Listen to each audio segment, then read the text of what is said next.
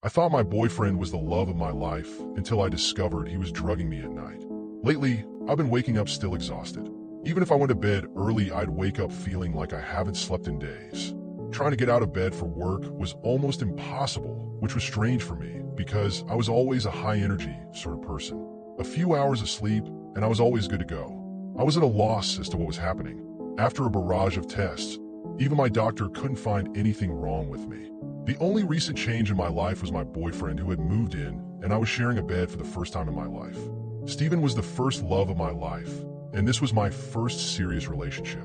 I didn't want to spoil things by making him sleep in the spare room. I like having Steven around. He made a real fuss over me, and he would bring me chamomile tea every night before bed. The pain in my hip was sharp and pulsated up the right side of my body. I jumped from my bed and nearly collapsed to the floor as I struggled to get to the bathroom. "Steven, can you get in here?" I cried. A big dark bruise covered my hip, as if I was assaulted in my sleep with a metal bar. "What's wrong?" Steven said as he came rushing into the bathroom. "Did I fall out of bed or something?" Steven had a weird expression on his face. I could swear he looked guilty about something. Probably. I don't know. His response was dismissive, which sent my brain spiraling with all sorts of thoughts. "This is not normal, Steven. I think there's something wrong with me." "You should probably see a doctor then," he coldly said before quickly leaving the bathroom. My doctor was still at a loss and suggested I should see someone who could rule out anything nefarious. Steven was still dismissive of me as we drove to the hospital. "I'm sure it's nothing. You're probably just stressed from work.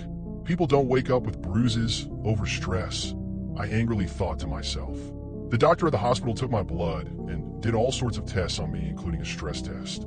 I should have been happy when the test came back clear, but it only made me feel like I was losing my mind. Something was definitely wrong with me. "I would prescribe you sedatives, but your blood work shows you are already on nitrazepam," explained the doctor. I was dumbstruck and wasn't sure what the doctor was talking about. I have never taken so much as a painkiller in my life. The doctor's face looked how I felt. He took out his charts and looked over them again. "No, you definitely tested positive for nitrazepam, which is a powerful sedative." Later that evening as I sat in bed, a million different thoughts ran through my head. How was that even possible? I thought to myself. As I sat there, Steven walked in with my chamomile tea. And just as I was about to put it to my lips, I was struck by the most unnerving thought. The realization that my boyfriend was drugging me hit me like a ton of bricks and filled me with a dread I had never felt before. I emptied the contents of the cup down the sink in the bathroom before jumping back into bed. "Was it hot enough for you?" asked Steven as he jumped into bed beside me.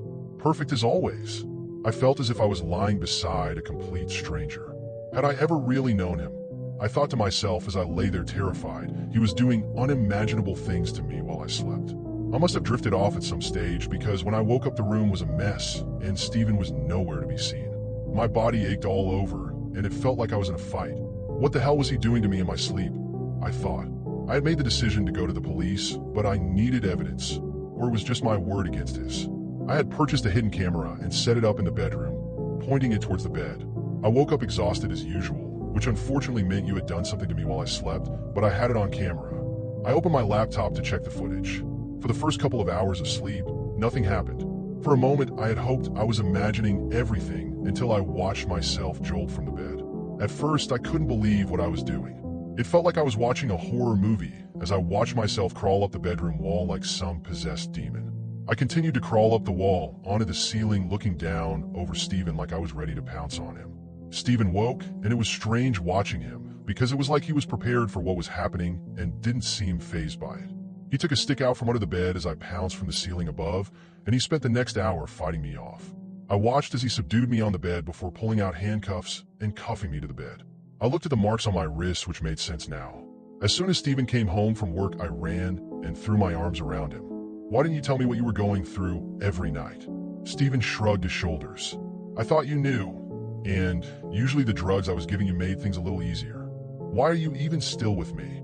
My last girlfriend was a jealous psychopath. You're a walk in the park compared to her."